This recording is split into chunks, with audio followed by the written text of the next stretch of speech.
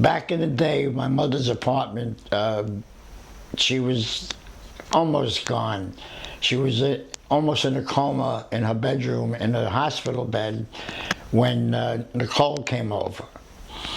And I was supposed to meet Nicole for lunch. When I came over, I went to my mother. I went to see her, see how she is and everything. And Nicole got up and left. I says, "Where you going?" She says, "I'm going next door." I says, "For what?"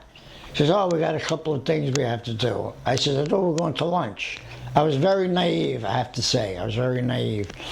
And what the girls told me that worked for my mother, that Nicole cleaned out all the drawers, all the money, all her jewelry, every single picture I ever had of my family, money, everything. She took everything next door to sort it out with this other woman. And the two Jamaican nurses, their exact words were, "Now we know who the bad ones are."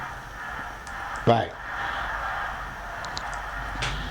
So I said, "Well, what do you mean?" She says, "You know what I mean," and that was it. My wife. So actually it was Nicole and whoever her accomplice was. Well, let's see, she had her retirement fund from the union. She had a Social Security retirement. I think she was getting $800 or $900 a month. Well, put it this way, Nicole bought a home. Right. Nicole bought a home with that money, and which she lost. Which eventually she lost. Leah didn't want to help her. Yeah, Leah didn't want to help her. After Leah getting an end of everything, Leah didn't want to help her when she was losing her home.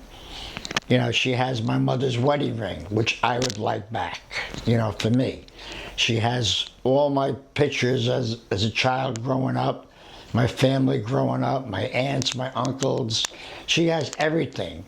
When I contacted Nicole once, I said, "Nicole, I'd like to get, you know, pictures of my brother who passed away, and you know, whatever belongs to me, rightfully."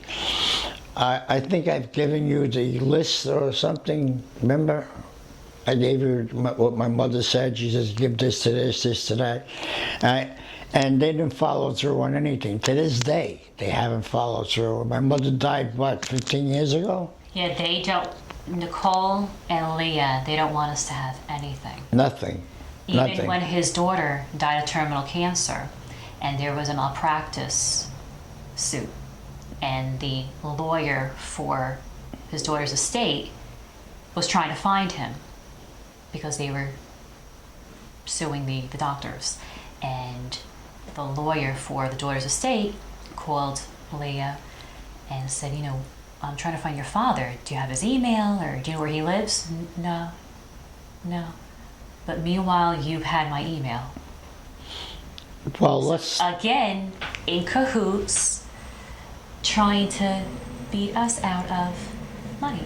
Well, let's go back to Nicole or Leah not having my address. Well, if you didn't have my address, then how did you get to my mother? You know, because there was all paperwork in my name where I live there. So you have all the paperwork. And all of a sudden, like, everybody has a mental block. Leah and Nicole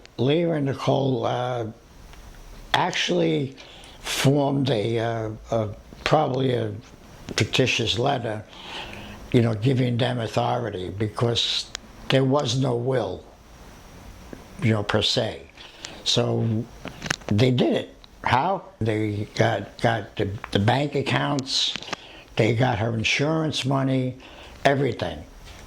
Probably through a fictitious will, because I would have been mentioned in the will. If you remember that paper I gave you, there was 3 names on it. Leah, Nicole. More than likely, Leah got a lawyer, and the lawyer said, "Okay, this is what you do. Have your grandmother sign this. Power of attorney." So they probably drew up papers and did everything. Nicole and Leah had no interest in the rent because of the fact that they got all they wanted, and they just gave up the apartment, and that was the end of that. They just wanted the cash. They just wanted the cash, the jewelry, right, I mean, don't forget, it's like 60 years of jewelry my Right. mother had, which they have.